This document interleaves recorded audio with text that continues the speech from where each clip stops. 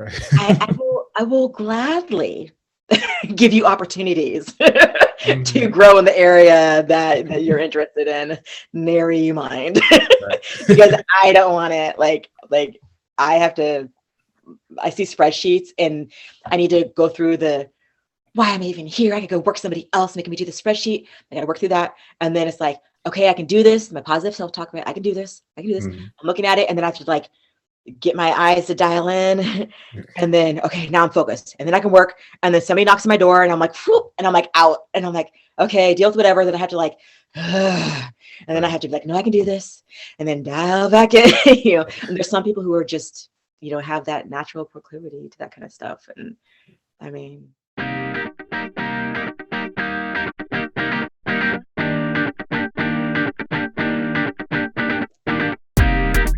Welcome, everybody, back to another exciting show of the About That Wallet podcast. I'm your host, Anthony, and I have a wonderful guest here named Raima Carpenter. But before we dive into her, as you know, we love talking about helping you build strong financial behaviors, because this is the reason why I bring on everybody onto the show, is to bring somebody that can actually help you take what you have now to the next level. And Raima is an awesome life coach, business coach. that's so nice of you to say, Anthony. Thank you. I'm grateful to be here. Thank you so much for thinking of me and inviting me to be on your show. Again, Raima Carpenter. I'm the founder of Intentionally 360, which is a leadership coaching business.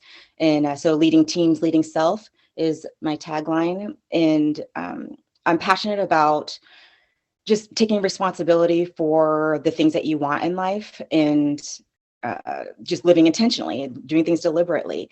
And Anthony, I think that's initially why we connected, because we were talking about budgets, and I jokingly called it our budget play dates. Yes. And because what is it that we're trying to accomplish? And it's not like this big lofty, I mean, I want money, but it's not these big lofty goals. It's most people just everyday lives of these little things of our finances aligned with the things that we say that we want. Are we spending money? Are we investing money? Are we saving money in a way that aligns with what we say that we want? And I think that what you do is completely compatible with what I'm doing on my end, just from like a broader life perspective. And then of course, for you having the specific focus of finances, but I think even what you do translates into other areas of life with that, living intentionally. Uh, so it's more of the things that you already have in you, and I help bring some of that out. There are a couple of things that are thematic that I encounter, which is there's a misalignment between people's values. And when I say values, I mean like, what is the core of who you are? Or if you're a business owner, what do you want your vibe to be? What do you want your theme to be?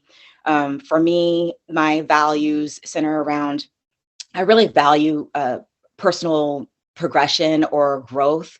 I value encouraging others, and I value integrity. And so when I set goals, they need to be goals that are compatible with those things that are just kind of core to who I am and how I navigate the world. And then when I set those goals, having those actions align with those goals. And so I'm not going to dictate to anyone else what those values are, what those goals should be, what those actions should be. But what I can do is help you identify those things that are kind of core to who you are, identify some goals that are really your goals, not that somebody else told you that you should do this thing. Like you should go to school, or you should have children, or you should do this thing over there, right? Making sure that the goals that you set are really your own. And then for you to figure out what pace do you want to move at? Is this something that you want to do in the next month, in the next year, or just, kind of just want to make sure you're moving in that general direction. So that's a long-winded, I hope that's a sufficient answer for you, Anthony, but it's just helping people identify that within themselves, as opposed to me teaching somebody something or passing on like my values are my own, my goals are my own. Like you don't need to be in my crazy, like you can have your own. But I can help you navigate that. Awesome. Because as I was listening to your story about finding your values and your goals, now it shows here in your bio that you've also been in the United States Marine Corps. And thank you for your service, by the way. Thank you for So your support. now you've having understanding what it is to feel like having mission first to now pretty much helping other people find their mission. Is there like a small connection between the two, or do you just kind of learn what you've learned from there to now? That's a great question. So I don't, I'm not really a people first person. And maybe, I don't know if that's because of just, how I was born and raised, or because from being in the Marine Corps, but I don't think they're mutually exclusive. Okay. And so you can have tough times, tough missions, tough jobs, and still take care of people that are around you, right? When you have, in the Marine Corps, we might say, we're sharing the suck, the situation sucks, but we've got to do it together. And I think that you can do that with some positivity, with some levity, without, it doesn't have to be that you're like harsh on people or anything like that. And so, but that being said, from a leadership theory perspective, you'll hear people talk about servant leadership. Mm-hmm. Servant leadership is about putting people in those relationships and taking care of people above those projects, maybe above stakeholders.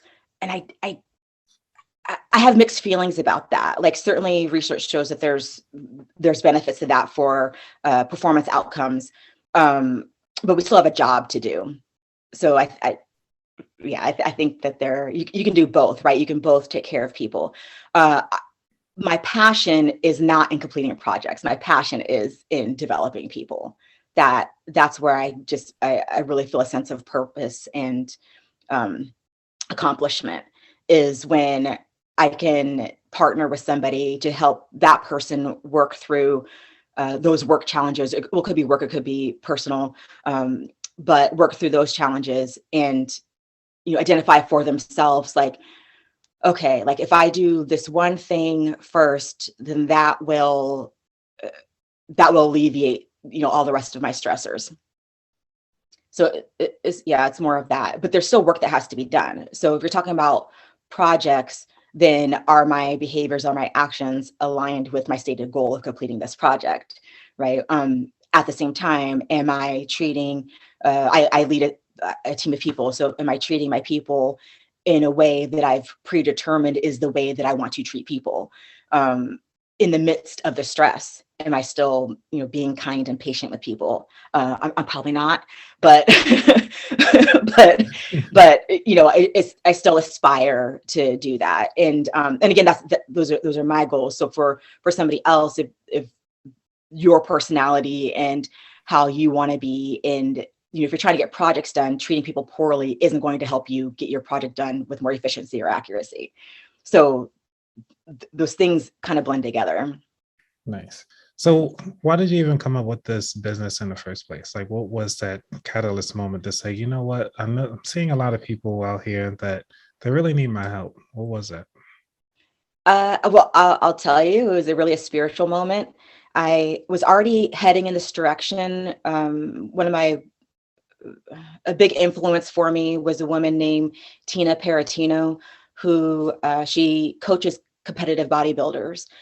And so years ago, I did compete, and she was my coach, and we ended up becoming friends we were friends before I realized that we were friends, because I was like, oh, she shares a lot of her personal life with me. That's interesting, because she was my coach, right?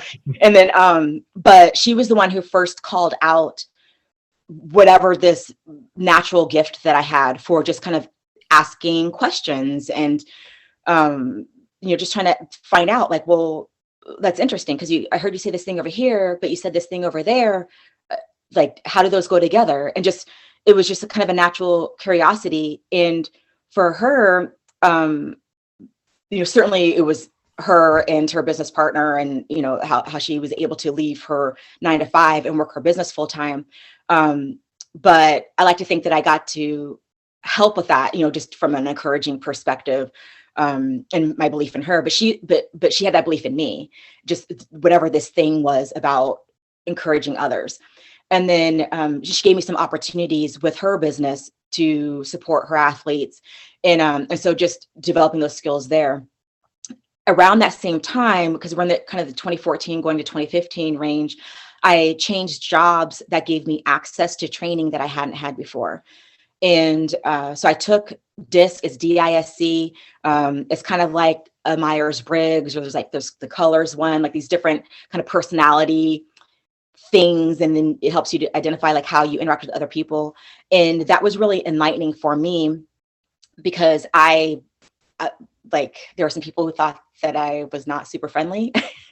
I think I am. I can pretty much not super friendly. I mean, like I can hang out pretty much anybody who's not an a-hole. Like I can hang out with you pretty much. Like it's I jokingly say that I'm ethnically ambiguous, non-white presenting, so it makes me kind of an ethnic chameleon. So I can kind of go wherever. My hair's a little bit eccentric. So we gotta take a moment on that. Hey, you gotta show it off a little bit. Okay. All right, turn to the other side. And so, but I mean, I mean, maybe there are some people who are okay with being abrasive, but like, I didn't want to be that way. I didn't want to have people not like me. And it's different than, it's not about trying to like please people and get people to like me, but just my normal everyday interacting with people. I'm like, I don't want there to be tension if there's no reason for there to be tension. And so that one really helped me identify some things with me, wanting to be happy versus be right. And this isn't part of that training, but it's just things that kind of the ripple effect of that training. And then I wanted to share it with everyone. Like I just had this epiphany for how I interacted with other people, and like little things like I'm an extreme extrovert. And so I talk to strangers. I can't help it. I was talking to strangers today.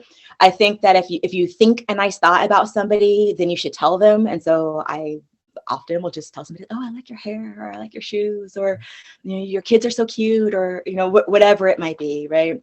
Crying a baby, I'll be like, it's okay, mom, you can do this, whatever that might be. And but if you're learning things, like if you're in a group, I'm generally in the middle. I don't think I need to be the center of attention. I think there was a time that I did, but it's just I can't help it. I kind of gravitate to the middle, and just I have a big personality. And then I would want to be inclusive, right? We want everybody to be able to play and participate. And so I would go to that quiet corner, and there's a person sitting there all quiet, not talking to anybody. And then I would drag them to the middle of the room. Like I'm being inclusive. Like you get to be in the middle of the room. This is where the party's at. Yay. This is my new friend, Joe. And he's so great. And then meanwhile, my new friend, Joe, was like mortified because he was perfectly content being in the quiet corner of the room.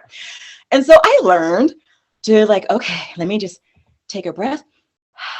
Let me try to tone it down a little bit, and then go and say hi to quiet Joe in the corner, and just learn a little bit about Joe and have that conversation. And then inevitably I started to get excited because I'm learning more about this person. And then when I started to get a little bit overexcited, I would excuse myself and go back to the center of the room. And this is all obviously an analogy, but like that of just learning to see people, to see personalities, and meet people where they are. Another layer on that is the leadership stuff. And so how do you, like leadership inherently is inspiring other people to achieve a common goal, like at its core. And that's like paraphrasing Peter Northouse, who's like, this old school academics. And so as I learned more about just developing those skills, I was able to put consciousness to some things that I picked up as a Marine. Certainly there was intentional leadership training as a Marine, but I was able to understand that a little bit more.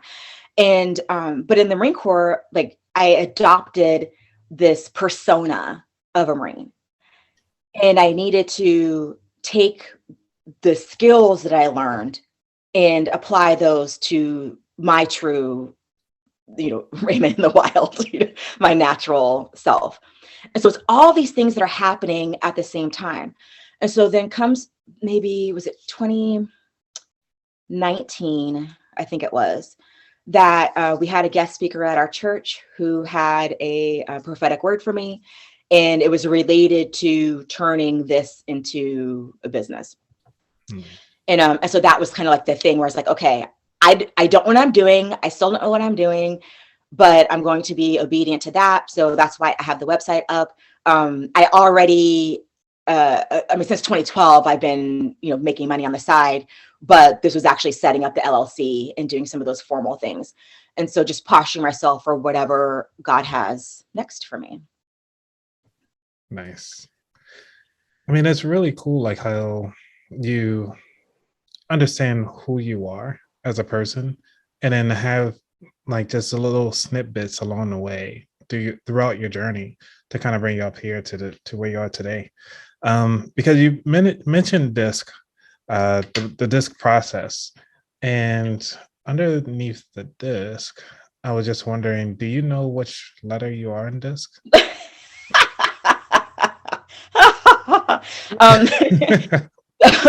So for your listeners, certainly go look it up, because I like this framework and I use this framework, but it's not something that I'm trained to teach yet.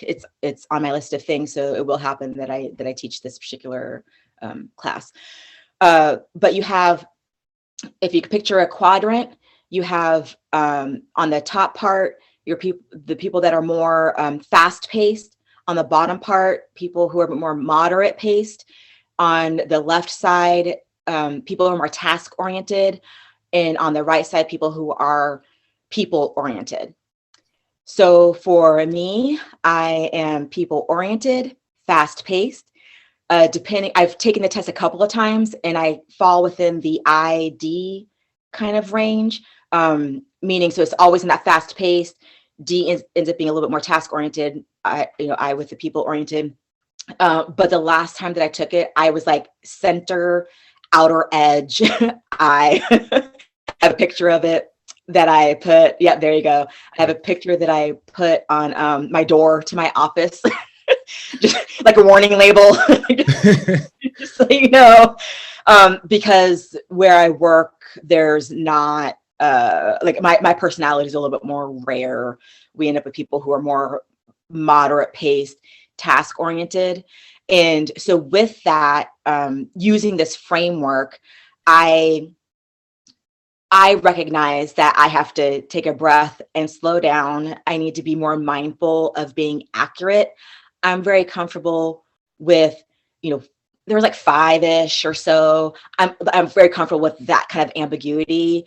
But on the opposite spectrum of my personality, with your task-oriented, more moderate pace, they value accuracy. And so I need to honor that. And then also I introduce that idea to people who might otherwise kind of be turned off by a personality, right? They're thinking like, wow, she's always running her face and like talking to people.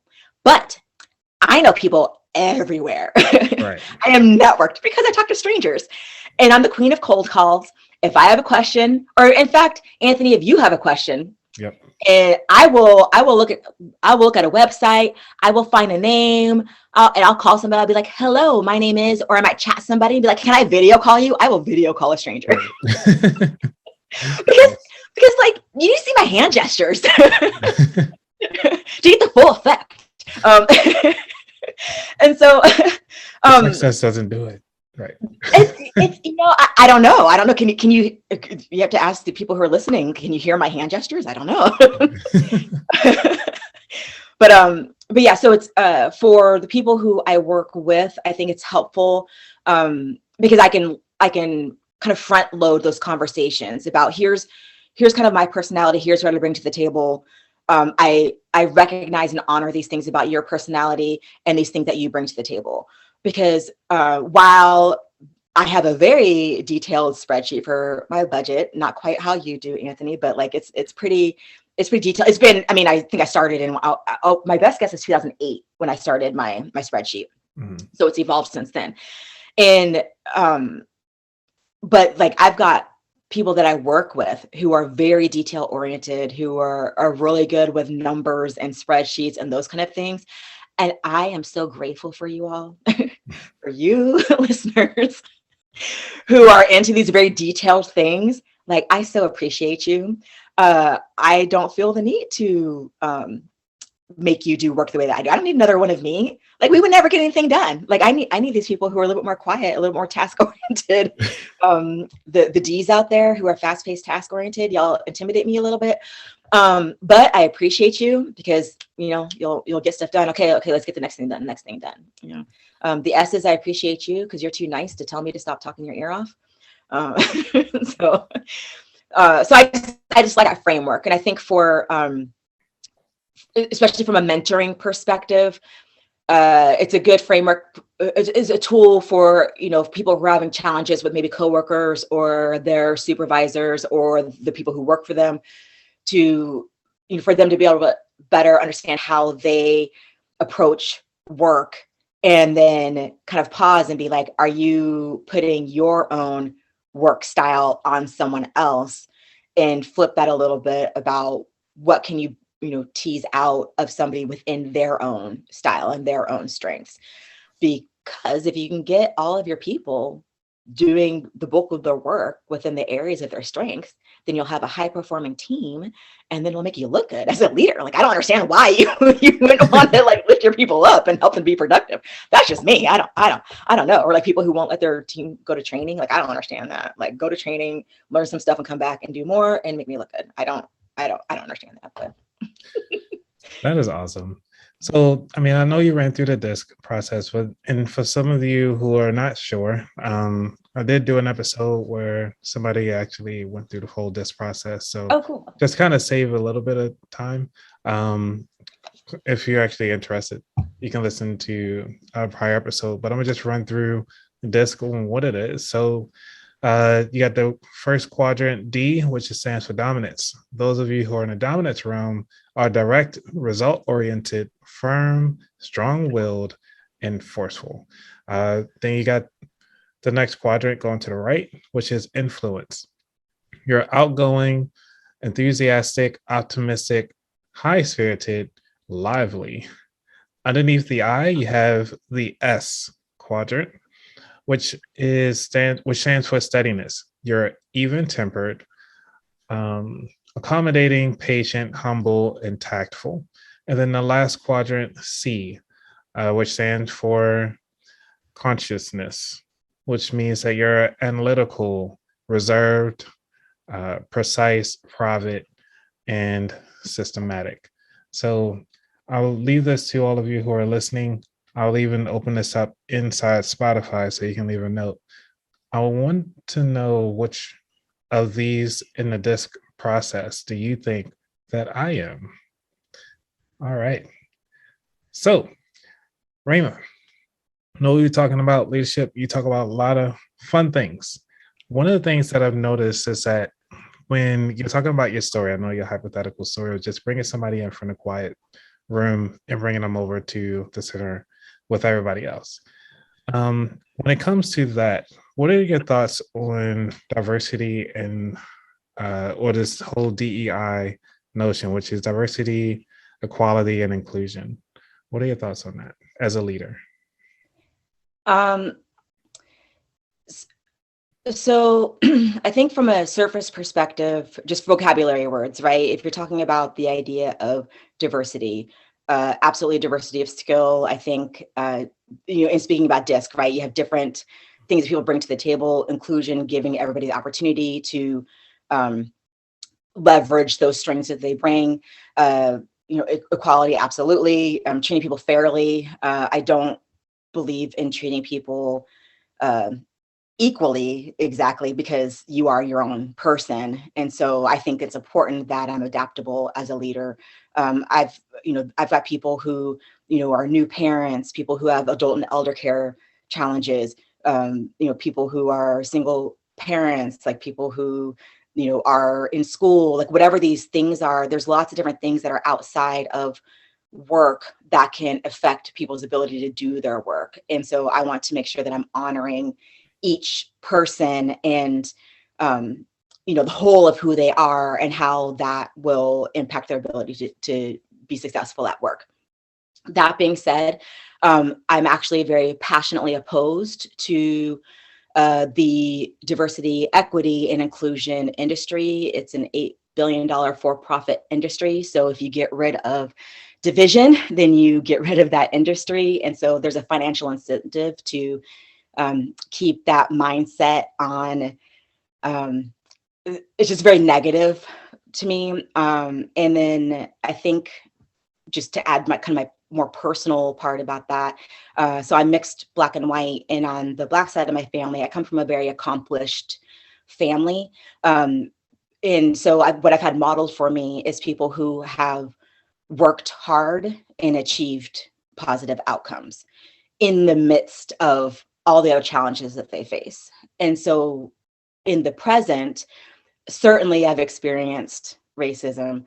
I've absolutely experienced sexism, but how much have those experiences impacted my performance outcomes? Very little. And it doesn't make it okay, but it certainly doesn't warrant all of my focus. And then also, kind of part of that perspective deals in power dynamics. And that's not how I would approach life. Like I've led racially diverse teams.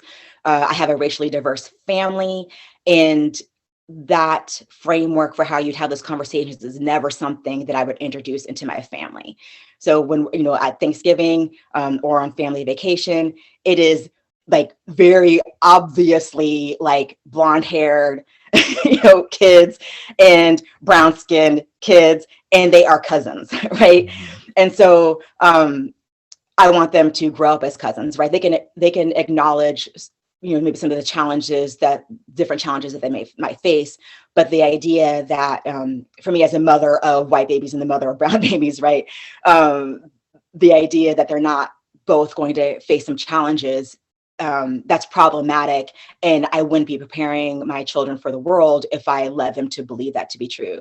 And so I think it's unhealthy.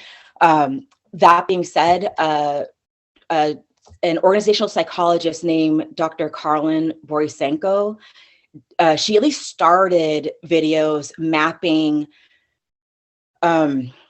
this concept of whiteness that comes out of that DEI industry. So the concept of whiteness, mapping some of those attributes from the city of Seattle's some kind of statement on diversity, equality, inclusion, or on whiteness or something like that. So anyway, so on there, she mapped it out, and really against D.I.S.C. Sorry. So she mapped out these concepts against D.I.S.C. and found that it was these ideas of whiteness were actually D.C. As opposed to I.S. And certainly I know white people who are I.S. I know Black people who are in the D.C. It's just nonsensical to me. And so I think that we have tools available to us that are more helpful if our goal is really to have inclusion, right? Then again, I like the D.I.S.C. framework from a conversational perspective, right? Like having an intentional effort to acknowledge how you approach work or relationships and how somebody else might do that, right? And so then I think when you're being intentional, that it reduces space for bias. I absolutely still have bias, even though I do take an intentional approach to how I interact with people. There are skills and ways people contribute towards work that I value over others. I mean, I'd be lying if I said it wasn't the case, right? I certainly have. I have people that I really enjoy working with at work, and I have people who I find really challenging at work. But if I make a conscious effort to apply, I have, kind of some certain things, if I'm giving feedback, making sure that I'm giving actionable feedback. Here's when you did this thing, this was great because of this, instead of just saying like, oh, you're doing a good job. Oh, you're so great. I love working with you. You're so great. but it's adding that extra layer of because, right? If I give instructions for somebody to do something and it's not the desired outcome, then if it's the person that I like, I can't be like, oh, well, it's the person that I like. And if it's a person that is a little more challenging for me, then I can't be like mad at that person, right? I need to decide in advance that here's how I'm going to approach that, which is first making sure that I was clear, right? Am I giving examples, putting stuff in writing, instructions in writing, and giving instructions verbally, right? Asking questions to make sure that the person understands and giving that person the opportunity to ask clarifying questions. And then my boss is the one who has to hear me complain about people. But I don't want to create an environment where, because I have this big energy, people know I can't hide it when there's like tension there. I can't hide it, but I do have control over my behaviors.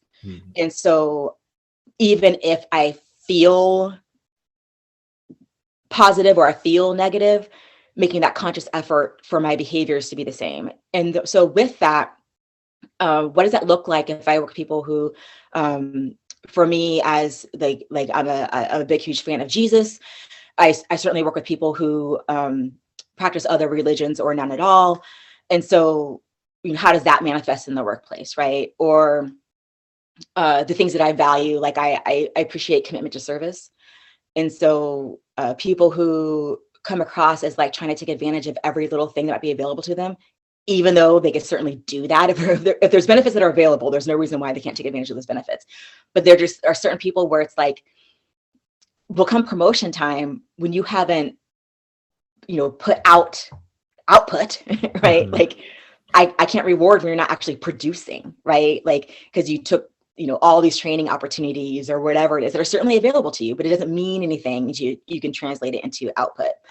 And so those kind of things that will like, irritate me. And so but I try to be aware of that and decide in advance, how am I going to interact with people? And so same thing, if I have somebody that I'm mentoring, then it's what are you going to do differently? Because I can't do anything about your boss. If you and I are meeting one-on-one, Anthony, I can't do anything about your boss. I can't do anything about your subordinate. I can't do anything about your peer, right? Like I don't know that person. I'm only hearing your side of the story. But if you want that dynamic to be different, you have to do something different. And I found that people self-select out of working with me because I have a very busy schedule. I, fiercely defend my time mentoring people. But if you just want to come complain to me about your boss and you don't want to be self-reflective about how you can do things differently, this isn't a matter of right or wrong. It's a matter of like, you're unhappy because you're over here complaining to me about it. And what are you going to do about it? Right. And so when I have people coming to me and they're like, well, it's because so-and-so is racist.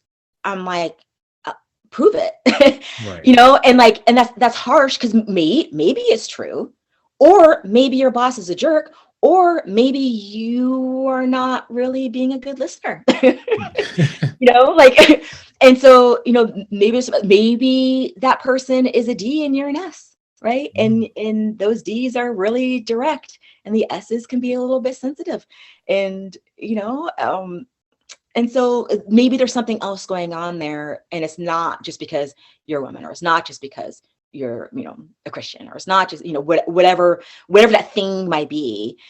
It might also be something else. And I don't support conditioning people to see things that aren't there, to write narratives about people that may or may not be true. And in the end, don't actually help you to be happier. They don't help you. It doesn't help you like press forward to get anywhere. And I mean, what would have looked like for, my family to just be like, oh, that person's racist, right? Like, and just like, and right.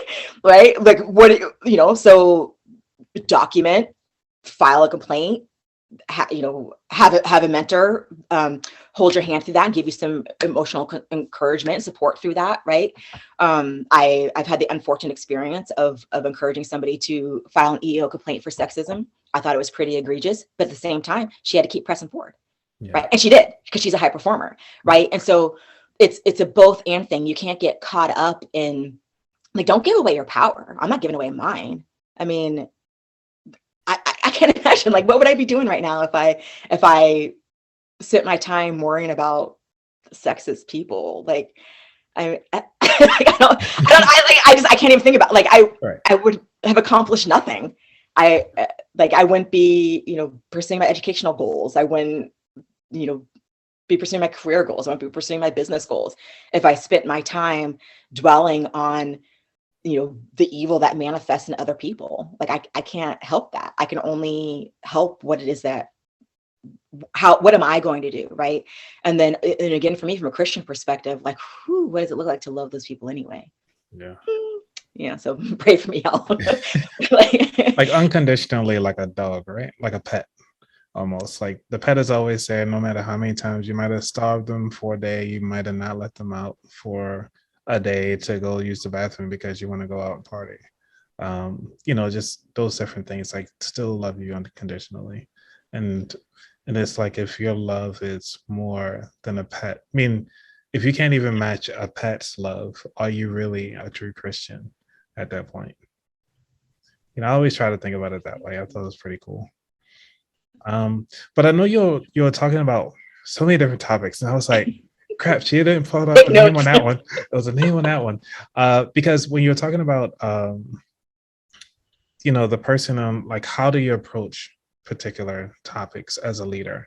What are some good questions? Like, say if somebody did come to you with a problem or a disgruntled coworker, what are those questions or good questions that every leader should have in their arsenal to ask first?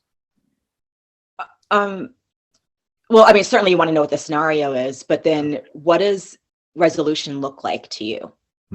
What does successful outcome look like to you? Okay. Because if somebody's just coming to complain, like, okay, right. Like you could tell you're a D. Yeah, right. Well, I mean, there's these things, right? I'm like, I'm not. There. Thank you to those people out there who are so compassionate and patient and, like, really just, like those feelers. Like, I appreciate you. Like, that is also not so much me. But so there's a place for that, right? Like, those people that are going to hug you and call you, like, that's not me. I mean, unless you're one of my kids, right? Right. Then you get some cuddle time or some coddling time, and then you're going to go right back to work, right? We'll put a Band-Aid on it, and you're getting back out there.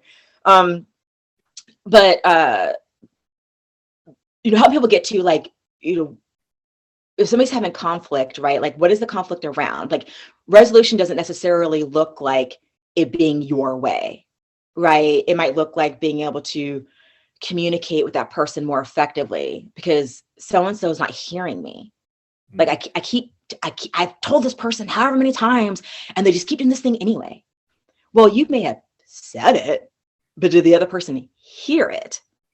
Right? And I mean, like, that happens with me and my husband. Like, how in the world is anybody else that I work with supposed to have a better sense of what I meant by what I said if my husband doesn't even, like 100% of the time hear what I meant, right?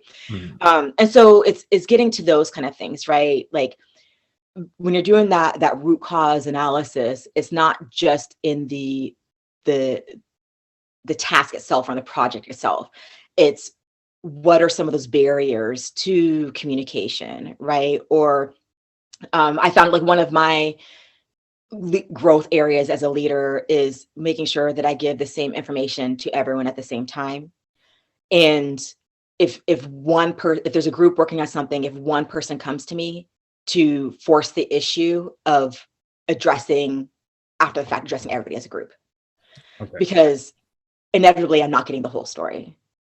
And so that's something I've run into more recently that it's just, I'll grow as a leader and kind of build that habit. I'm not there yet, but I've gotten some feedback, and thankfully I have those trust relationships with people. It's a good sign when your team will tell you when you're messing up. And so I like to think I'm doing a really good job when my team is comfortable telling me that I'm messing up. But I don't want to be like the emperor with no clothes, right? I want somebody to come tell me. Yeah. And so So that's another thing as a leader, like asking for not just somebody comes with a problem, but just when you're giving feedback, what do you need from me? What feedback do you have for me? Because when you do that, people will like, they'll either come right out and say it, or hem and ha. And if you're kind of paying attention to body language, you'll be like, just say it. Like if we can close my door if you want to close my door, and that we can just say it. Like, and it's a trust exercise, right? Because when like I've closed my door and allowed people to yell at me, and that was between me and that person, right? And they were able to get it out. We were able to kind of duke it out and get to a resolution. And that was the method for how that had to happen. If that's how somebody needs to express themselves, like that's not about me, right? Like I have no reason to take it personally, like because you like you need to work that out, right? You and your temper issues or whatever, right? Or somebody's been making assumptions, right? Or because the 5 bosses that somebody had before me that were, inferior. I'm playing. But like, were they, serious, there hasn't been, there wasn't that trust. Yeah. So why in the world, if their last 5 bosses, they couldn't trust them, why would they trust me? Right. Well, how do you create that safe space then? It's trial, it's test out, right? I read this quote the other day. It was the best way to find out if you can trust somebody is to trust them. Oh. And like you can probably Google it, but it's true, right? At a certain point, and I'll vocalize these things, right? And I'll be like, look, you don't know yet that you can speak freely, but give me that chance to show you. Now, if you can't be trusted with somebody's private stuff, right? Don't. And I will tell you, even between me and my immediate supervisor, and we're a pretty tight leadership team. We don't tell each other when people on our team come to one of us. We don't tell each other. Okay. And then so somebody will be talking to me. I'm like, I don't know what you're talking about. They're like, oh, I talked to so and so. And I'm like, oh, well, we don't share that. And so so it takes time, but people find out. Like I don't, right? Yeah. Right now with all this stuff going on with COVID and medical exemptions and all that kind of stuff, like I've told no one. Like I really don't want to know. I don't want to know anything about your medical stuff. Just take your sick leave time and go do whatever you want to do. Like I really don't want to know. Like under no other circumstances have I had to know anything about people's private medical information. And now we have this COVID stuff, and I'm very uncomfortable with that. Because that's serious, right? Yeah. To know somebody's medical information, their private information, like that's a really big deal. And I prefer to not be in that space, but that's my job, and so I am. But these things of like those people don't know until you extend the opportunity. So I guess I would say like to verbalize it, to acknowledge that, hey, like we're doing a trust exercise right now. I'm asking you to trust me with this thing. And give me the opportunity to show to you that, I'm going to honor that. Right.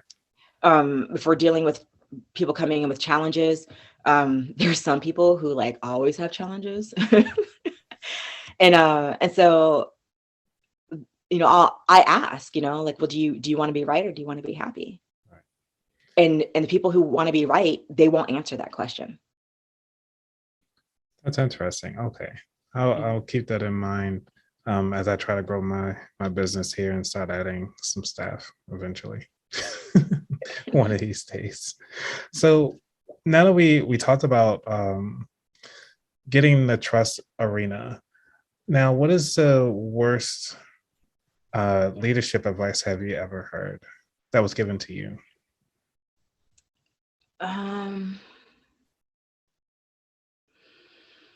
Nothing comes to mind immediately, but my husband, who he retired from the Army, and he shared a story about one of his commanders who, when they were saying like, we've got too much on our plate, his commander said, get a bigger plate. And then I was having a separate conversation with somebody who's currently serving in the Army, he's an officer, and he was saying, yeah, and some people, sometimes they'll be like, you get a bigger plate and you're spinning one on right. you're on your different fingers or whatever. And so to me, that's terrible, right? Because as a leader, you have to know your people. And that's number one. And that kind of goes back to the people versus mission thing. You have to know your people. What are their skill sets? What are their skill gaps? Like, what is their work capacity? Meaning, how much stuff can you put on their plate before they start to break? This made me think of another one of bad advice. And then how much do they want to grow?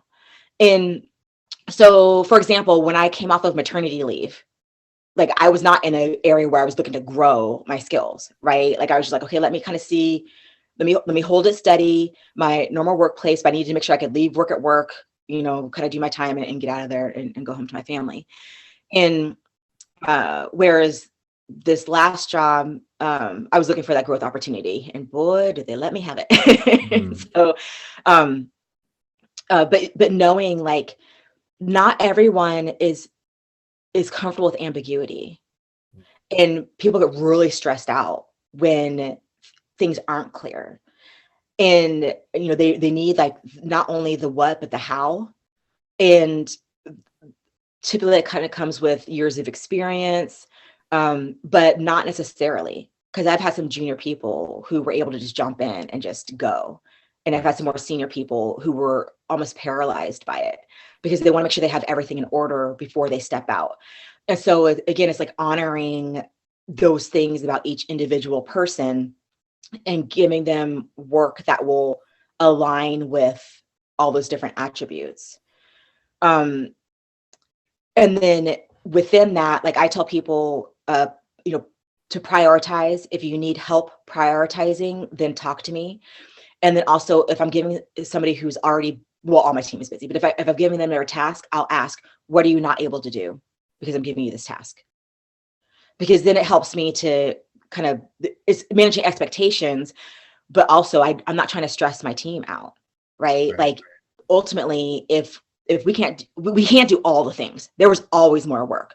Like, I could work 12 hours a day every day and there would still be more work to do. So I have to make it clear that, like, well, if you want this done more quickly, then we need more resources. Right. So, and if you don't want to give me more resources, then clearly it's not a priority for you. And I'm not going to stress myself out about it.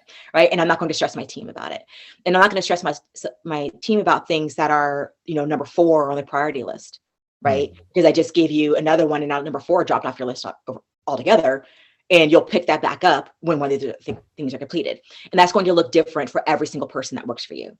So just like with the kids, you can't be like, hey, Bobby, why can't you be more like Sally? Right. Like, you can't do this. I mean, okay, it happens. I'm just gonna keep it real. It happens as parents, but like, but try not to, right? Like, it's not really healthy. You can't do that with your team either. They are completely separate individual human beings. And so if you don't give enough work to one person, they're going to be bored. If you give too much work to another person, they're going to be stressed out. So the other bad advice that I heard was, somebody's like, well, have you hit your breaking point yet? And the person that's mentoring was like, not yet, but I'm like getting there. She's like, well, that's where we want to get you, was what her boss had told her. And I'm just like, ew, right? Really, you want to get the people who work for you to their breaking point, but not, let me just see how far I can stress you out, but you don't quit. So I would put that in the bad advice category. Okay. in the same vein as the, get a bigger plate, right? As a leader, it's your responsibility to help your subordinates prioritize their tasks and focus on the things that are most important, most impactful. At the same time, I'm a leader, and I also, have a leadership chain. And so I need to be clear to them when they give me tasks. Okay, so here's what I will not be doing because of that. Was that your intent? And then it's their responsibility to help me work through, what am I prioritizing? And it ideally, according to Raima, right? I like that. So what is the best advice that you've ever received? So because I talk to strangers, I like They I just give had, you candy. It's like, so hey, I'm have talking about that. all these jobs, but they were like jobs with the same organization, right? So I Right, like, right. just moving around, Yeah. having different opportunities within the same organization. So less people think that I'm like a job hopper. Like, no, no, this is all within the same company. But there was a senior executive who I had one position where I was supporting some people who are pretty senior. And so this guy, he was really friendly, and I just kind of liked his energy, and he worked around the corner from me. So when we were in meetings together, I would like like basically invite myself to walk with him back to our workplace. I mean, at least the way he expressed himself, he seemed fine with it. but but I was commenting about like having a hard time with managing my emails and things like that. And like, oh, but I know you understand with working crazy hours. And he's like, I don't work crazy hours. And it was just this weird epiphany of, I don't have to work more than, my job is a 40-hour a week job, thankfully. I know there's people out there who have to work more than that, right? But thankfully I have a 40-hour a week job. I need to prioritize my work within that 40 hours a week. This isn't leadership advice, this is email advice. He said, try to touch your emails only once. So I think that's good advice. Like, just the things that you can knock out, right? For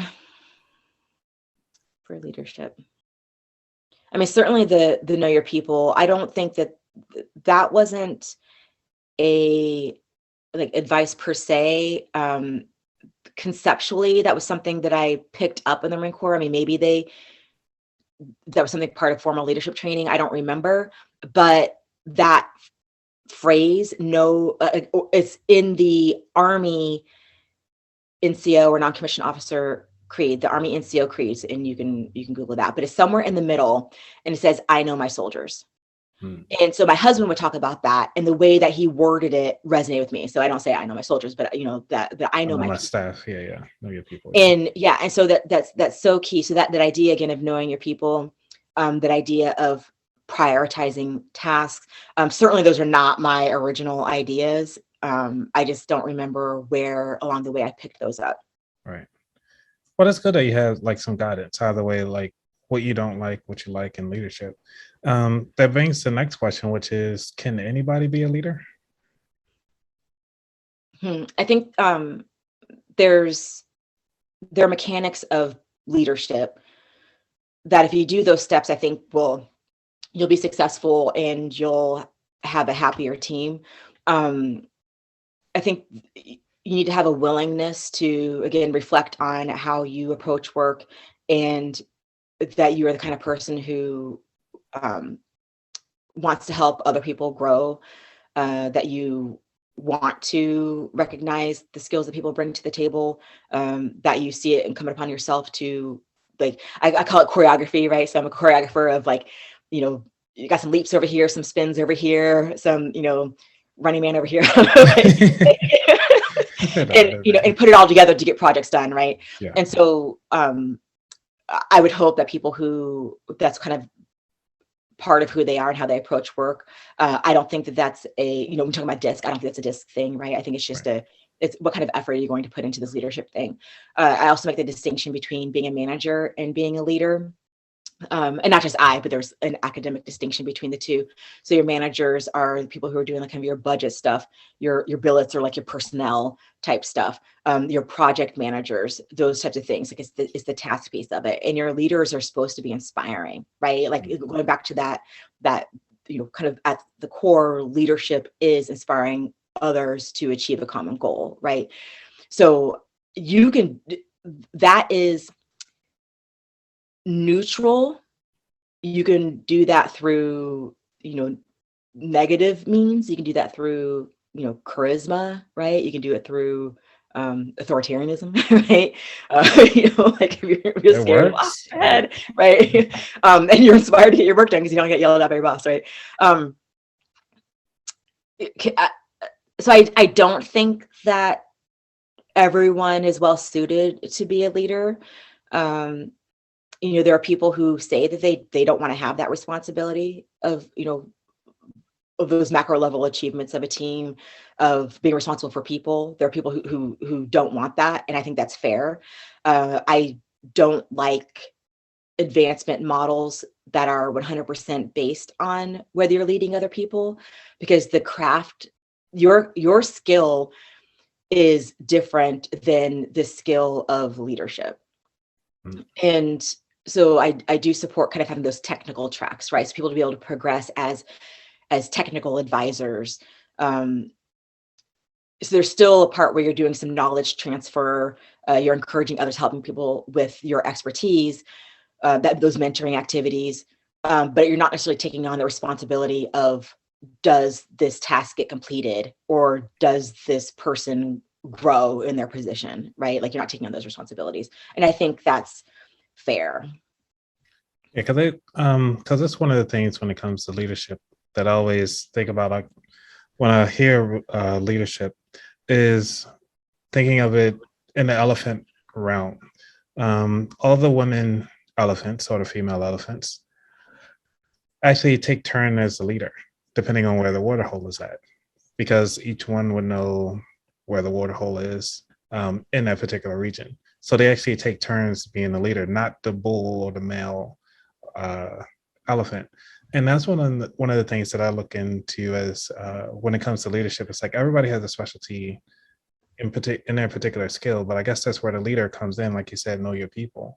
You can actually pinpoint who are those good people that, all right, well, you're awesome at documenting. Cool. Well, you're going to lead this particular project because we need a process in place, but we need your skill set. You'll be the lead for this particular effort. Then, all right, once they've done that, then the next person will rotate. It's almost like, all right, well, we got that taken care of. Now you're the leader of the art side of the house. So I want you to design everything. And then you obviously have the PM and project manager to kind of oversee a lot of this stuff, but still it's the manager, whoever's running the shop, to be that lead and just run with it.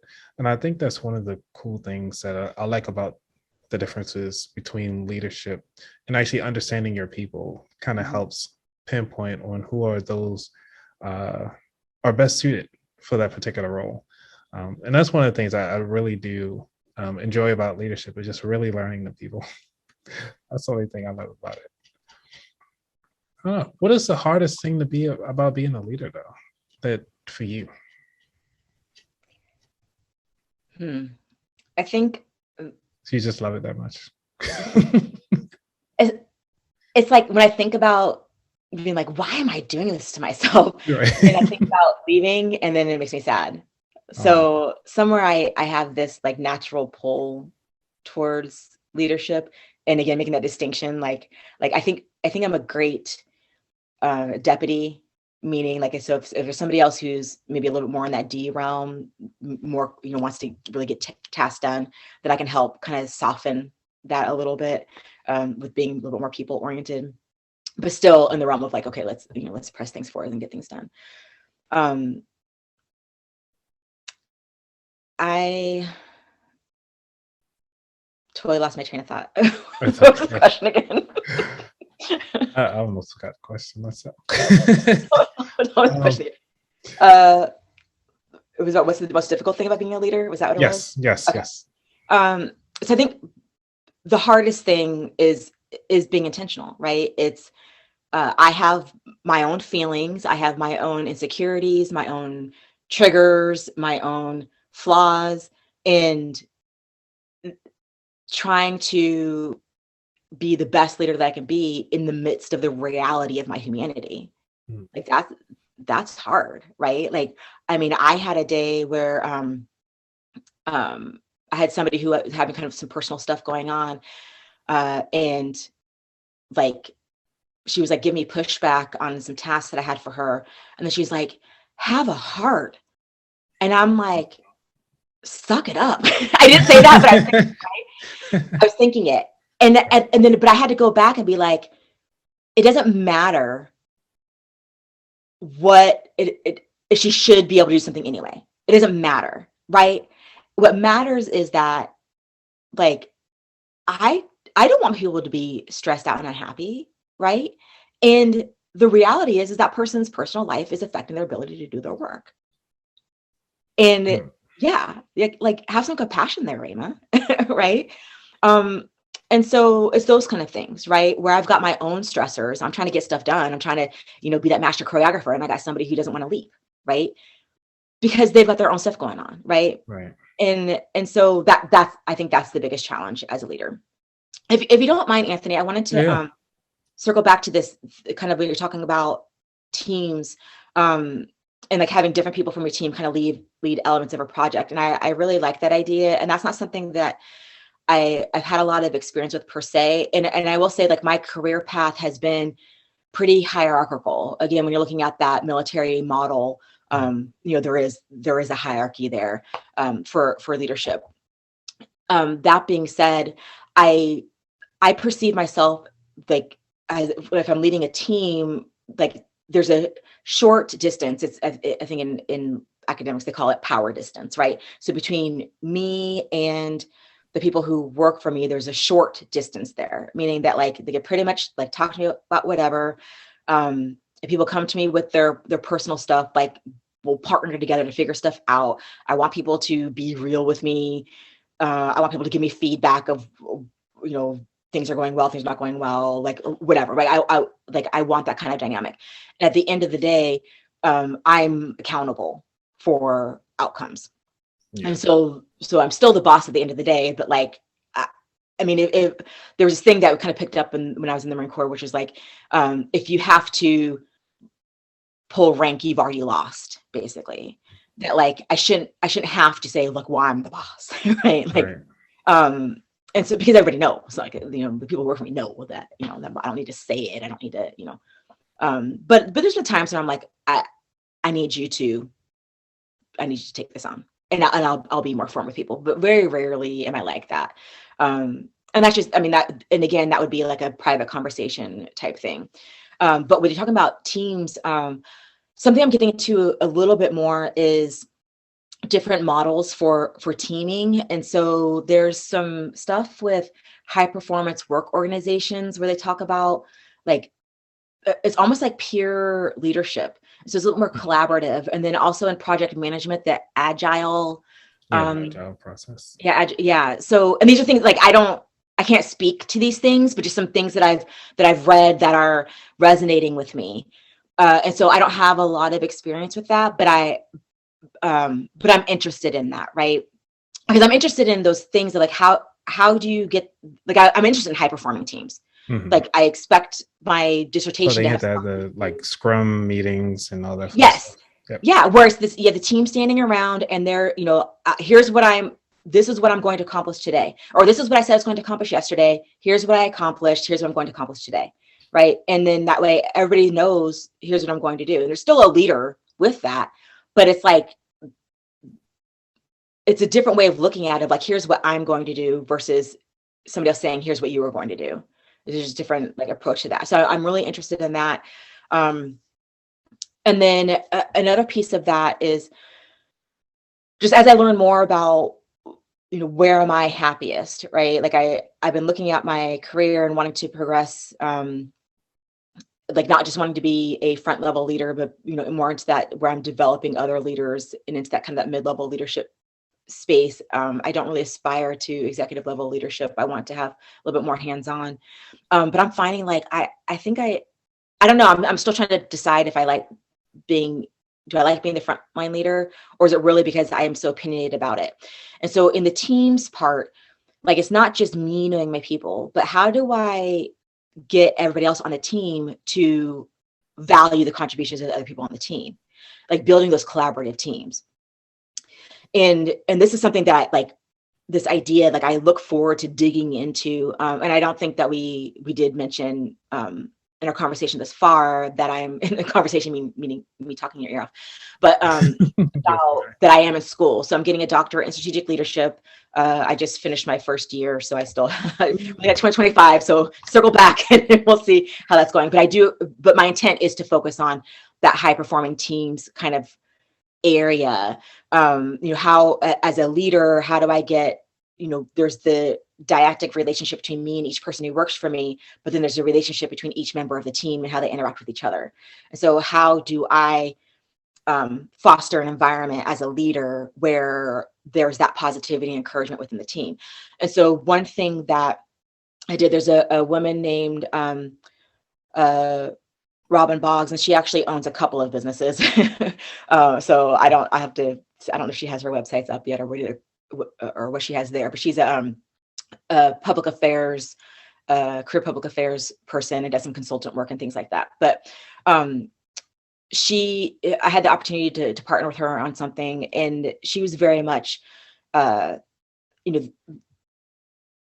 well, so-and-so is really good at, websites or whatever. Right. And so instead of people coming to her, it's go to that person that's good with the websites, or that person's really good at editing, or that person, and like getting people to go to each other. And then with that, you're lifting up those strong suits of each of those people and giving them that advisory role.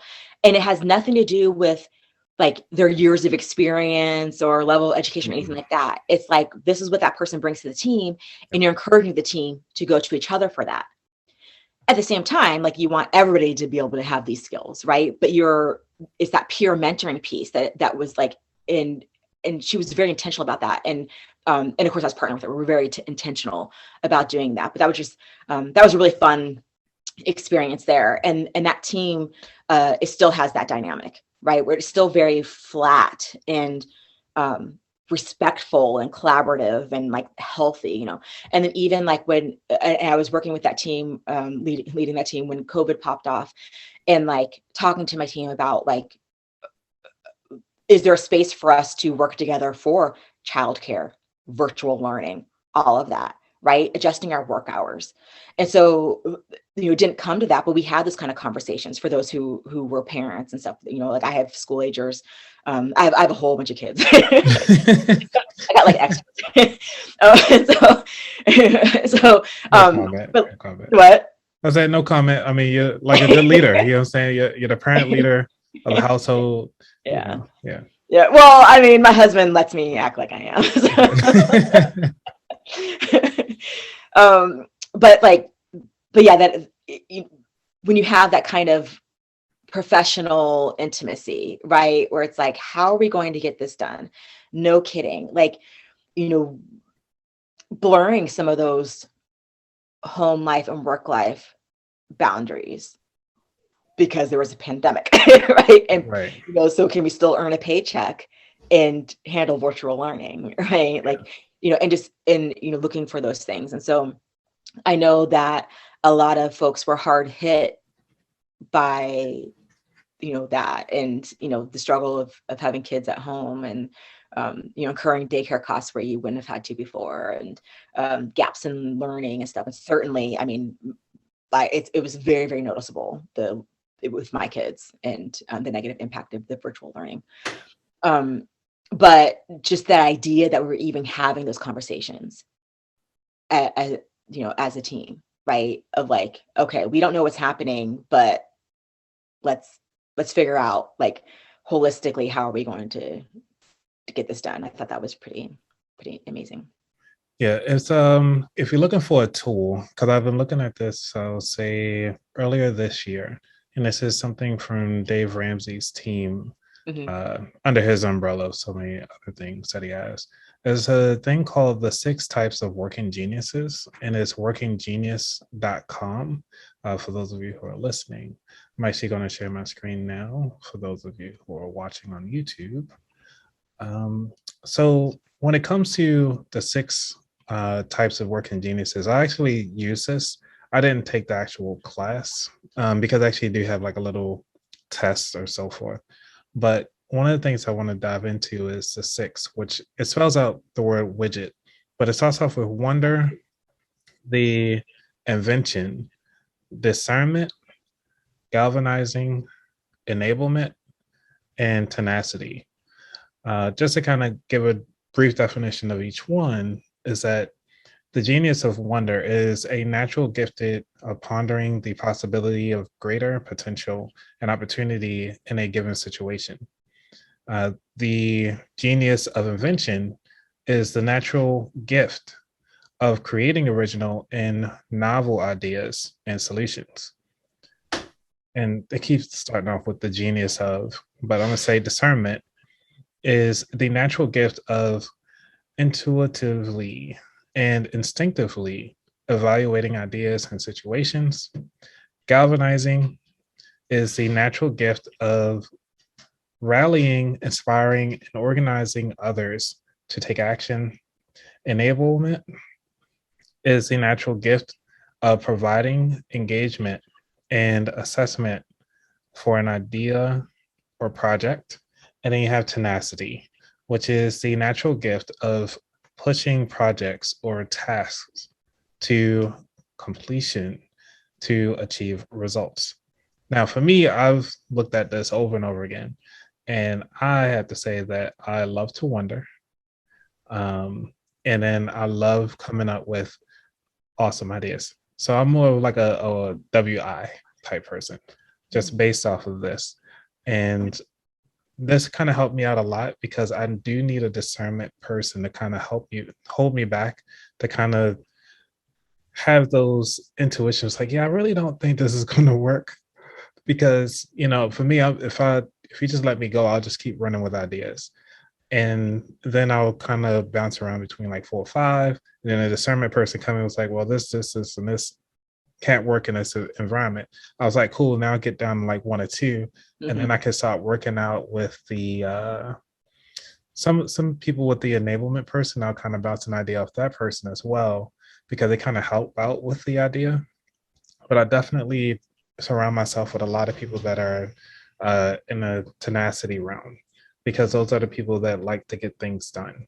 And so that's how kind of, when I look at people that I surround myself with, I definitely love chatting and talking things with the wonder and invention type people, such as yourself. But I know you also like to get things done too. So that's funny because I was looking at it. I was like, if you scroll down a little bit, like galvanizing resonated with me. Although I don't know if I organize others to take action, like we could have fun. But enablement, that resonated with me. That encouraging encouragement and assistance for an idea or project, like that. I think that's me. I think if I'm on your team, I think that I'm good at building cohesion and facilitating collaboration, meaning that, like, you know, you kind of have your different personalities and work dynamics, the person who like wants to be in charge or the person who like won't ever speak up. Like, I think I'm good at like navigating those different personality types and helping people get to a place where they can have effective communication and contributions to the team. Yeah, you're really good at that. So I have to say. I mean, I want to be good at that. Well, you're constantly educating yourself, which is awesome, and that you're not letting your skills just to be dormant. You know, you're staying up with the times. I mean, look at you. You're going back to school to get a PhD in this stuff. It's really cool. But for those of you who are actually interested in actually taking this particular test to see which one, it's actually everybody gets 2. You're actually 2 of the 6. And that's why I was saying I was a W and an I, and out of those 6. But if you want to take it, it's only $25 just to kind of take the test, almost similar to like the Gallup.com, where if you want to figure out like what your personality traits are. I mean, I'm not going to dive into that today. But so, what do you think about that? Is that something you might? Yeah, that looks great. Yeah, I can certainly see how some of that stuff overlapped with the D.I.S.C model, right? And I know there's lots out there. You know, again, like Myers-Briggs is one of those ones that I know other people who really like that framework. It's not something that particularly resonated with me, or maybe it was more like, okay, let me be honest, it was a little bit more complex than than I found D.I.S.C to be. But yeah, but kind of the same concepts, and I think it's less about which tool do you use and more about what, you know, having a tool or making a conscious effort to recognize that those differences do exist, and you know, you have your approach and understanding your style, your approach, and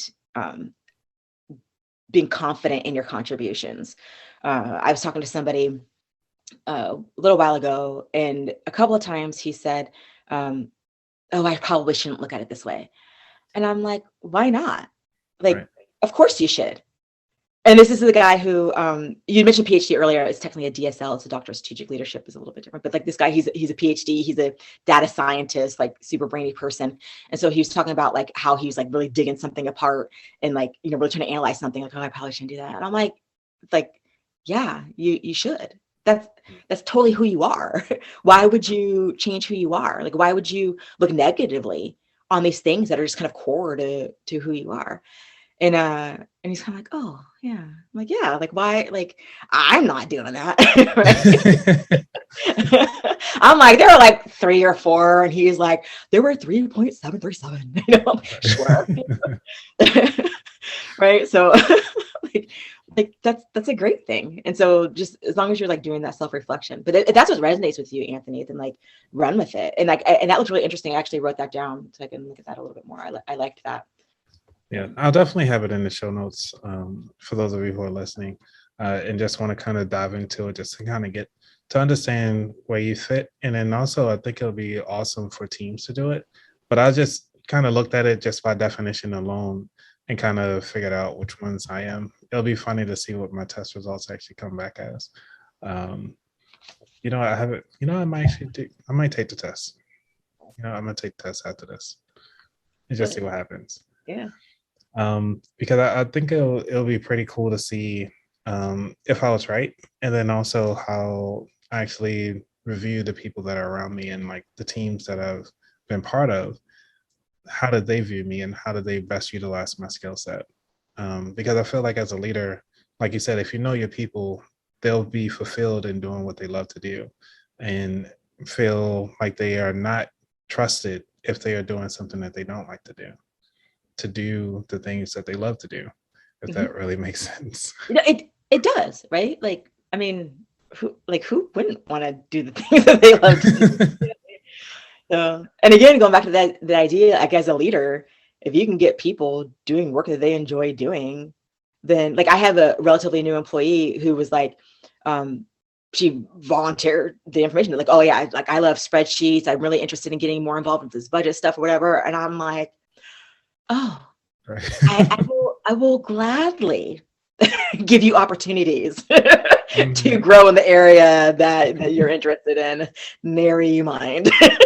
Because I don't want it. Like I see spreadsheets and I need to go through why I'm even here. I could go work somebody else making me do the spreadsheet. I got to work through that. And then it's like, okay, I can do this. My positive self-talk, I can do this. I'm looking at it. And then I have to like get my eyes to dial in, and then okay, now I'm focused, and then I can work. And then somebody knocks on my door, and I'm like, whoop, and I'm like out, and I'm like, okay, deal with whatever. Then I have to like, and then I have to be like, no, I can do this, and then dial back in. And there's some people who are just, have that natural proclivity to that kind of stuff. And I mean, I'm happy, you're happy. Like, that sounds great to me. Is that like a superpower of a good leader? Is just to kind of just let people have fun. I'm just thinking, because that's what I like to do. I mean, could you imagine like you're already so close with your manager or your next level up, and it's just like, oh yeah, I trust her. Just go do your thing. Just come with me, and these are the only things that I need. That's really cool. Yeah. Well, I followed her there, and she's I followed her for a reason, right? Right. And so I am very, very fortunate to have that kind of dynamic. And, will I get to do that again? I don't know. Right. God willing, I will. But I'm going to enjoy it while I have it. And then I think I'm a great deputy. I'm comfortable with not being the shot caller. Right. I'm okay with that.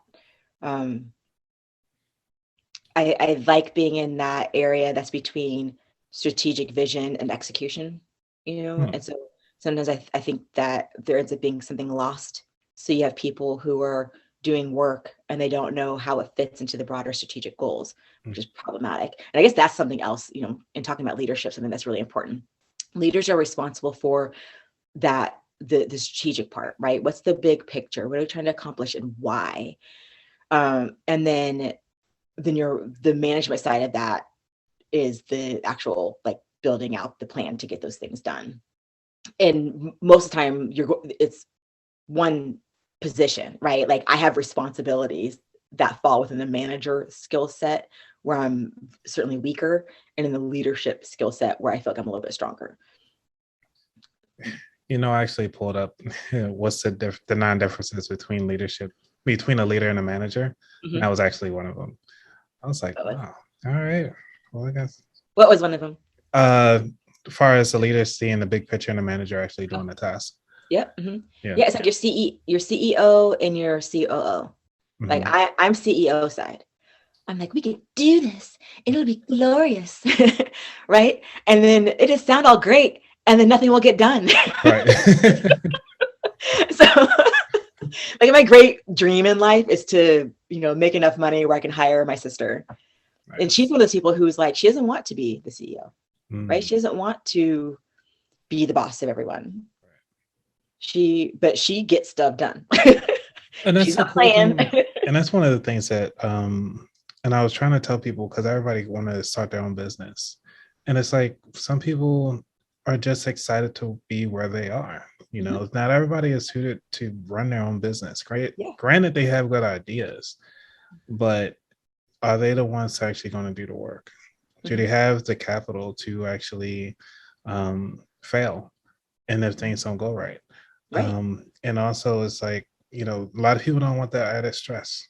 And that's the reason why people just kind of just continue on and be happy with the 9 to 5 and just be okay with it, which is all fine and dandy. Everybody has, like, I guess this is the whole point of leadership, right? Is that you have to find where everybody fits. Mm-hmm. And if you know your role as leader, then that's your role as leader. You'll get your hands dirty if need be, but don't need to get that dirty. And from if not for the kind of, again, from the spiritual side, if not feeling like that's what I was supposed to do, I don't know that I would have started an LLC. I don't know that I would have. But I have lots of ideas, and for the conversation today, that was more, for you interviewing me or whatever. But what your audience doesn't know is that there's, you mentor me too. And so I know as I keep moving towards these other things that I want to accomplish within my business, like I'm hesitant to even put it out there, but looking at least making progress on my first book in summer of 22, right? And I'm taking the summer off from school and looking at hiring a writing coach. So audience, if you know somebody who is a writing coach, I'm looking for one. In the genre of self-help, because we're still talking about the leadership topics. And but as I pursue these things, like, is it for me, is it not for me? I don't know, but certainly, Anthony, you'll be part of that journey. I really appreciate the guidance that you've given me so far, because going back to kind of those diversity of skills, right? The things that I had had an experience of pitching somebody to do like a leadership workshop, and it was super stressful, and so I reached out to Anthony afterwards, and you were so chill about it and had really good practical advice, and I just I took notes and I really appreciated it. And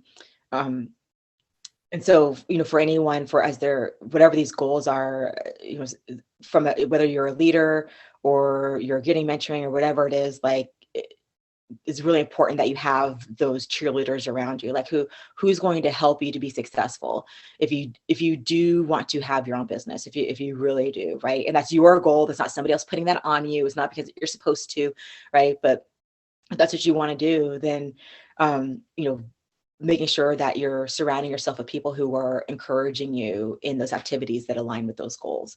And for me, Anthony, you're certainly one of those people. So thank you. I'm glad to help. Man, I enjoy this stuff. So yeah, this is so much fun. That's great. Stuff. I know we talked a little bit about your feature.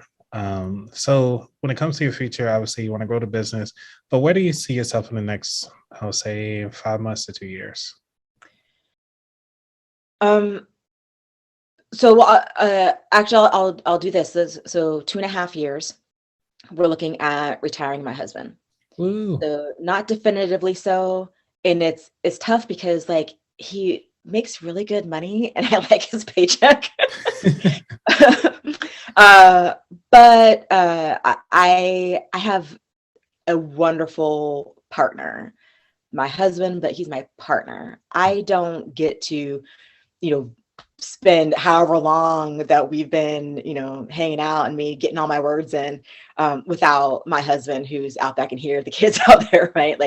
Because he holds it down, and so we're kind of working through that. Like, we're setting ourselves up to have the choice, right? So maybe he does then, and for him, that's at 50. And then I'm 2 years behind him, right? So what would need to be in place for me to also be able to leave the 9 to 5 and just be doing my business full time, right? What are those things that I need to have prepared to do that? So in that 2.5 year range, it's paying off some debt. We put a new roof on the house, and the roof was like more than either of our vehicles, because wow. I'm blessed with a very big 1-story house, but that's a lot of roof. And so just paying off the roof. We didn't expect to replace 2 vehicles, but I'm grateful for the timing because we couldn't find what we got. We got used cars because I'm semi bougie. Like, I want a nice car, but I'm not willing to have a nice car payment. Right. So I got a nice old car, but not as old as the one that was like the air conditioning network. That was like the end for me. I was like, come on, car, we can do 200,000 miles. And it's like, and I'm like, okay, fine. So, yeah. So it's those things that just paying off some debt. Then getting into the 3-year range, so 3.5 years, looking at finishing school. So that'd be spring of 25. God willing, everything kind of times out. Then I'm looking at that point. Next summer, if I'm able to write the whole book, that would be great. Again, I'm looking for a writing coach who can help me set reasonable goals. I need a Raima. Right. to help to be like, for school, I'm writing probably, 3,000 to 4,000 words a week. So it seems like I could write 3,000 to 4,000 words a week for yourself. my book. So that's kind of, I'm loosely playing with that. I don't know, but I don't know what I'm doing, but I'm gonna give it a go, right? And then, as I mentioned, like, it's normal to kind of move around within the same company that I work for. And so I haven't been in my current job as long as I would like to be, because there's optics on, even though I still have to do an internal resume, there's some optics with that. But I don't think that I'm in the best fit for me. So there's somebody else out there who could do a better job than I'm doing in the job that I'm sitting in. And then somewhere there's a job where I could be a greater contributor than the way I'm able to contribute now. And so, yeah, so those are all some of the things that are happening right now. And I have to tell you, like, every time I am about to turn around and ask you questions, like, it's really hard to stop. And I'm like, even right now, I'm like, what are your? I mean, you can ask me. I mean, it's fine. In the next 2 years, because I actually did a full, I think I would call it a PowerPoint, but it's really my goals for FY22. And so for Q1 for March, just kind of work on business consulting guidance, just try to create some email funnels so I can make sure I give out tips and tricks. Kind of distribute my QR codes. I just created those, so that's a checkbox off there.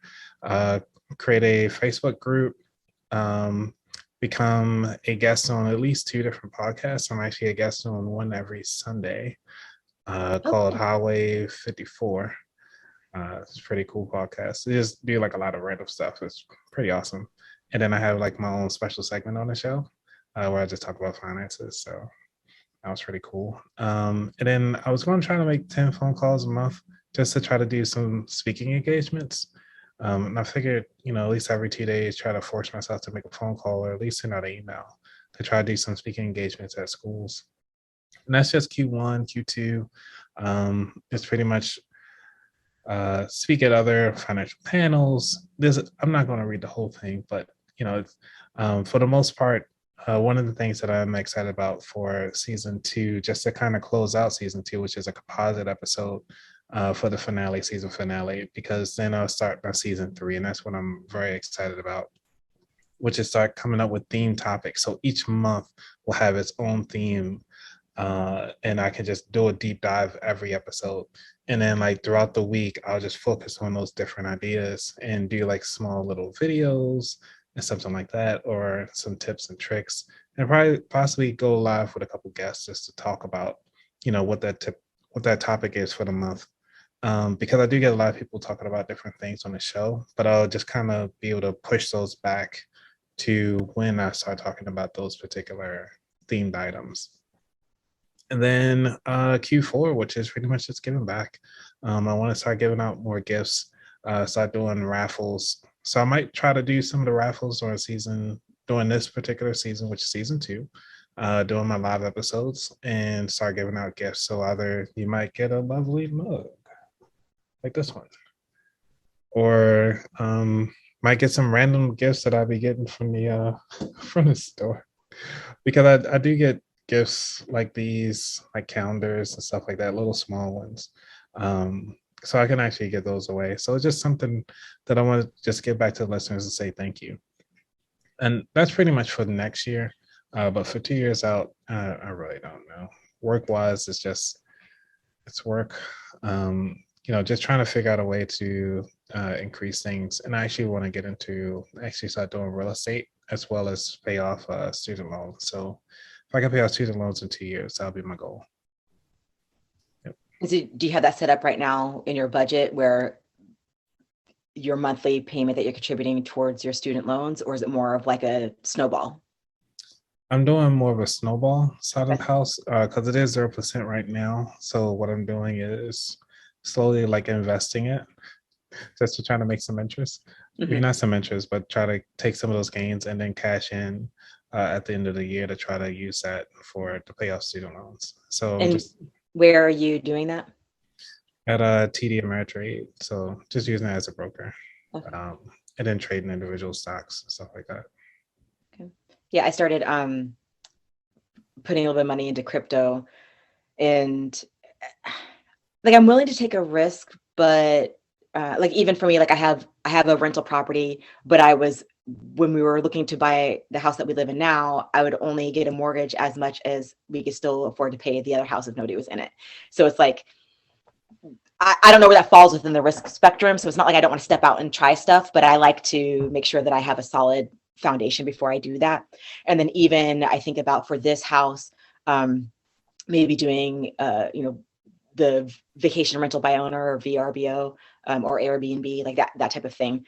Because I think this property, like if I saw this property on one of those, like I would want to rent it for vacation. And so looking at, maybe turning this into a business in that sense. But those are like way down the road.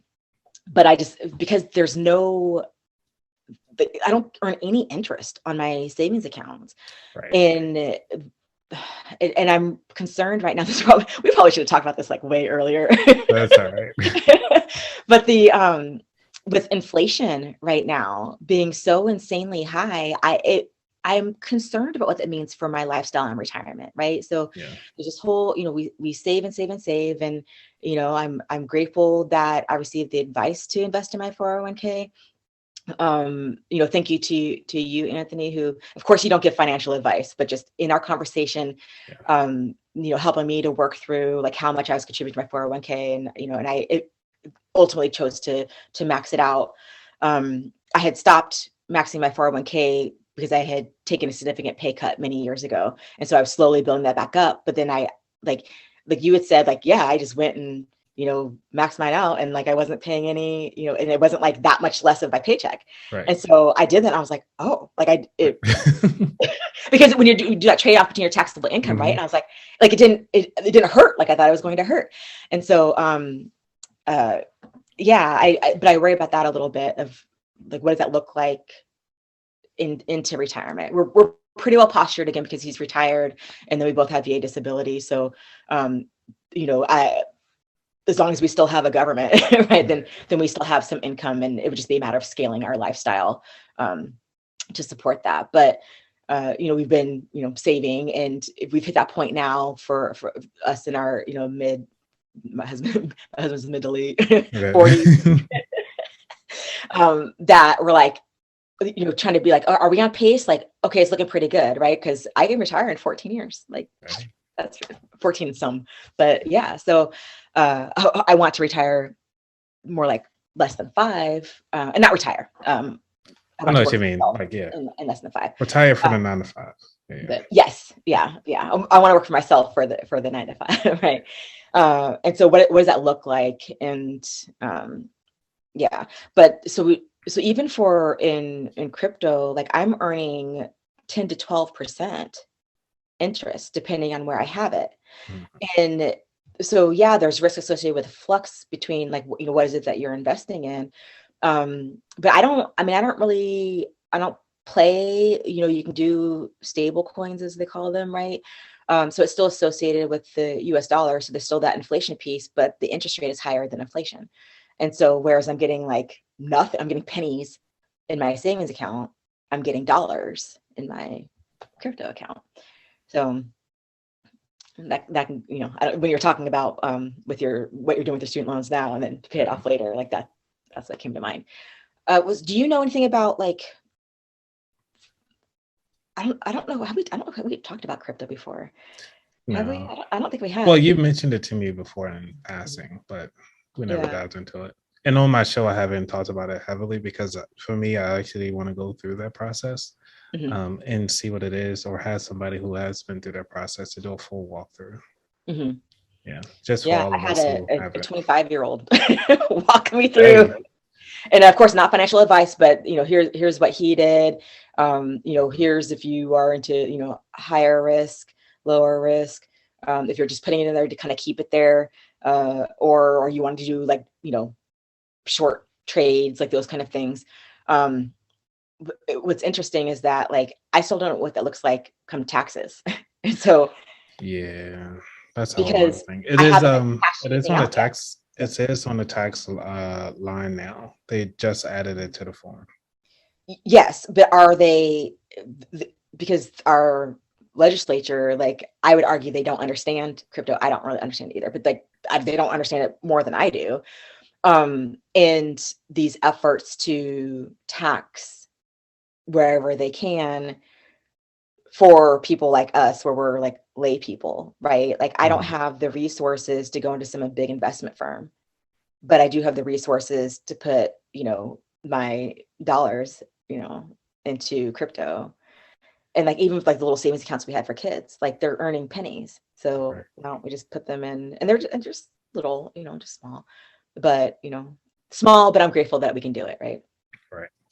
So I mean, like I said, you're grateful to do it. I mean, if anything, this is all new, so it's just depending on which coin you want to go with, which one you want to stay with, and it's just so many out there.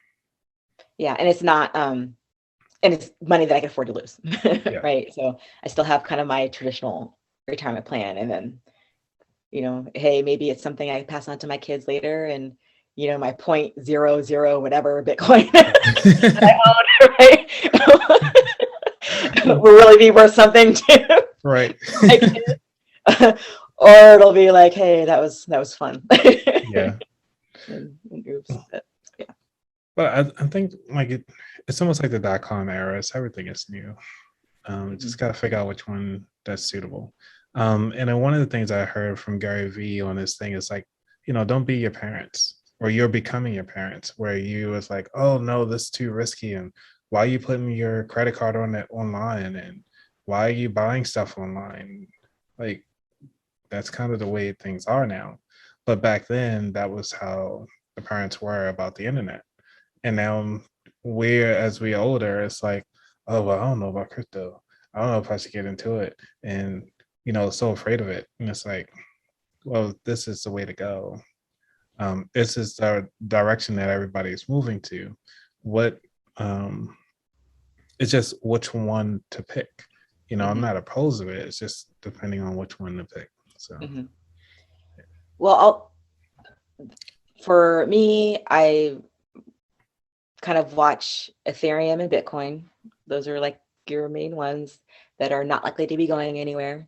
I'm not giving financial advice, like, but for me, that's kind of where I'm hanging out, and that, and then the stable coins. And so I have a monthly amount that I'm just having transferred over, and then kind of watching prices when it looks like a nice little dip, then I'll buy. That tends to be in the beginning of the year or spring. Will it be this year? I don't know, but I'm kind of posturing myself to be able to do that. And we'll just see how that goes. Certainly not the amount that I have going into my 401k for sure. But just a little bit of doing that and weighing that again against my stated financial goals of wanting to pay off some debt to be able to retire my husband. And so me putting money in, it's basically like a savings. I'm using it as a savings account as more than an investment tool, if that makes sense. But if I'm putting money there, how does that weigh against my stated goal of paying off debt so then I can retire my husband?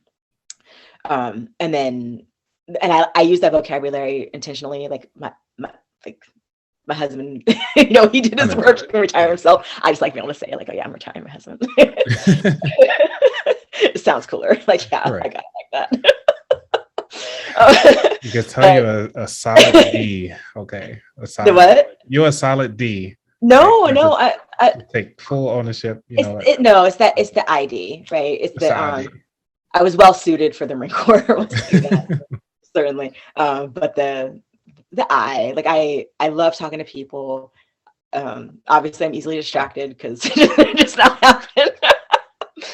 But it's and even with any of those things, right? We're not like we took this test and therefore this is all that we are, right? Yeah, like we operate in all of those quadrants. That's just the reality of life. Like in talking about the spreadsheets, right? Like I still have to do accurate work when it comes to numbers. I can't just be like, oh, I don't do math. Like that's like I can't get away with that, right? Like I also we didn't really talk about self-talk stuff, but I'm mindful about how I speak to myself. So or what I speak over myself. So like I don't use vocabulary like, oh, I'm just not good at math. Like I don't say that, right? Like and I discourage other people from saying things like that. Like don't speak that over yourself. Right? Yeah, that's a whole nother topic. I did talk about that on season 1, talking about titles. Because when you have children, if you say, oh, this is a smart one, that person would always be the smart one. Or if you say, oh, this is the clown one, this person would always act the clown every time they're around. So yeah, I mean, there's so much science about it. It's a whole nother topic. I mean, I wouldn't mind revisiting it because I do, now that I understand that I'm on YouTube now, I can actually start doing visuals about the scientists that actually talked to rice, and then also talk about ice crystals and how he was talking positively versus negatively to water and ice crystals. Yep. Yeah. My mom actually puts the word gratitude on her water pitcher. Oh, that's awesome. That's so cool. Yeah. And with that too, Heart Math Institute, where they're measuring like the physiological responses to positive energy, basically, that there's measurable output from us. And so to me, these things are complementary with my faith, right? Like there's things that I believe to be true with my faith. We're talking about, spirit in us and those kind of things, right? But the fact that they measure through science, like that's so cool. So are you looking it up, Heart Math Institute? Oh, yeah, I was looking at Heart Mind. Okay. Heart Math. Okay, thanks for the correction. Yeah. And then maybe we'll talk about that because there's a gentleman, he's a motivational speaker, author named Mark Raima.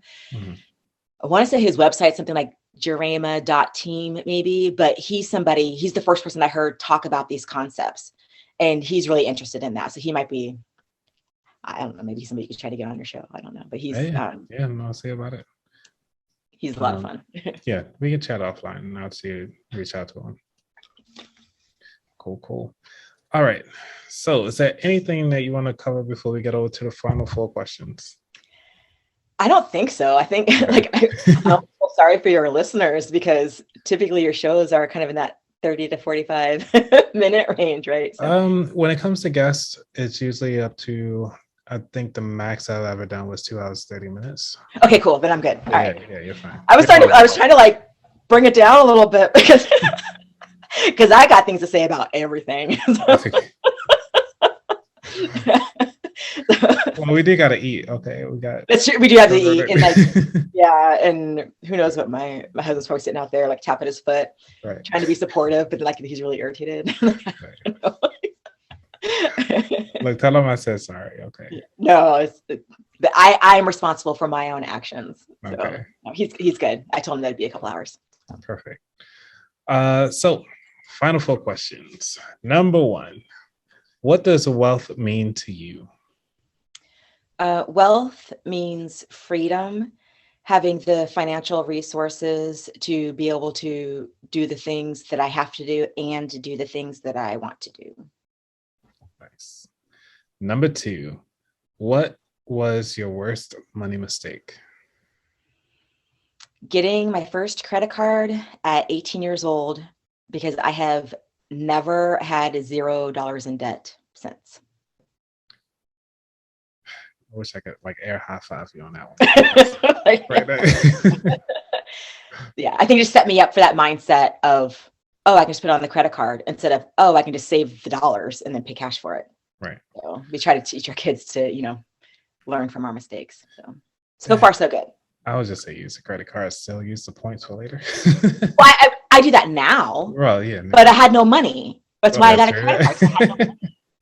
Okay. Like, how did I think that was going to work out? Like, it didn't. And so then it just built this bad habit of debt. And then my mom too, like, I remember her saying, like, debt is the American way. Like, it's just how you do it. Oh, wow. I didn't know that's not just how you did it until you brought up Dave Ramsey earlier. But I did it wasn't the Total Money Makeover, but it was the one that he does for the church. Yes. And yeah, and so I did that, and like it hadn't really occurred to me to live a debt-free life. I think that is the Financial Peace University that they call it, the FPU. That sounds right. Mm-hmm. Yep. Yeah. All right. So number 3, what is your favorite financial or non-financial book? So I have a couple of books that I think are really impactful from a leadership perspective. So Extreme Ownership by Jocko Willink and Leif Babin. That one really epitomizes the idea of prioritizing actions and that idea of individual responsibility and leader responsibility. Like, I am responsible for outcomes. If I give a task and it's not the outcome that I wanted, I have to do something differently there. I can't just be mad at somebody for not, having the outcome that I wanted. I also really like Mindset by Carol Dweck. And that's the idea of fixed mindset versus growth mindset. Some of that positive self-talk, the idea that you can, hard work wins, right? The effort and outcome versus you're born talented or you can grow your skills. And so I think that one's really foundational. And then there's one called The One Thing, and I couldn't remember it earlier because I tried to write these down because I knew that I wouldn't remember when you asked me. But it's The One Thing, and I don't know if you want to look that up, who the author is, but The One Thing, and that one is so again, just foundational to my approach as a mentor, where what is the one thing that if you get this thing done, it makes everything else easier or unnecessary. I use that all the time. It is my life formula parallel to math with cross, multiply, and divide. The only algebra that you need in life. Cross, multiply, and divide, and the one thing. Like, that will get you really far in life. I like it. Because it's actually on my Goodreads book list to purchase.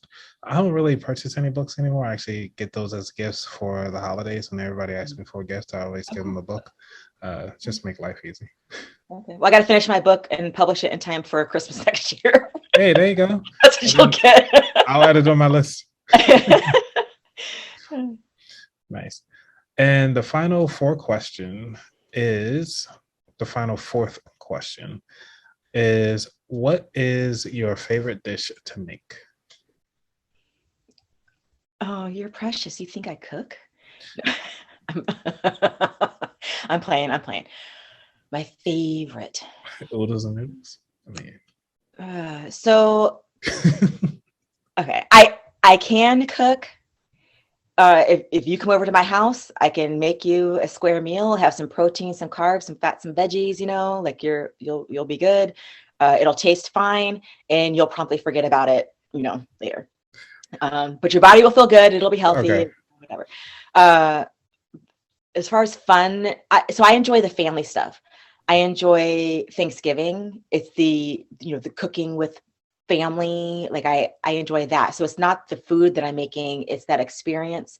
We were so my younger sister is my BFF. I don't know if that's cool or sad, but really, like, I want to live on like have a duplex. Is what I want. I don't know if she wants that, but that's what I want.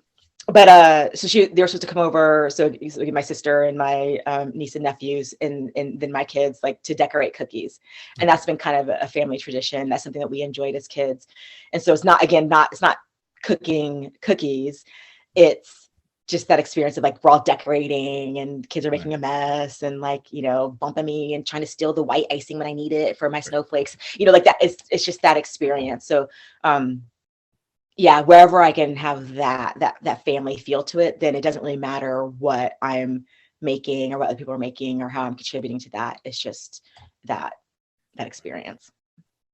Like it. All right.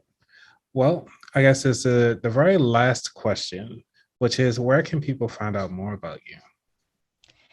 Intentionally360.com is my website. You can contact me there. We'll see how disciplined I am, because I want to update some content there. So if you have, check out my website. Send me a note. Let me know what you think. Like, what did you like about it? What recommendations do you have for me to make my site better? Like, I'd really appreciate to hear for your listeners, Anthony. Like, what do you how can I, like, I don't know what I'm doing. Like, like making a website, right? So let me know. Let me know what you think. Give me some feedback. Intentionally360.com. Alrighty. And don't forget to sign up for any of her classes that she has available, because she obviously provides a wealth of information, a wealth of knowledge inside the leadership space. And as you heard today, that she really cares about your growth as a person, as a leader, and more so as you as a person in society. So I want to thank you so much again, Raima, for coming on the show, because it's been a pleasure. And again, everybody, my name is Anthony, where we are here at the About That Wallet podcast, is helping you build stronger financial behaviors. All right, everybody, I'm out. Peace.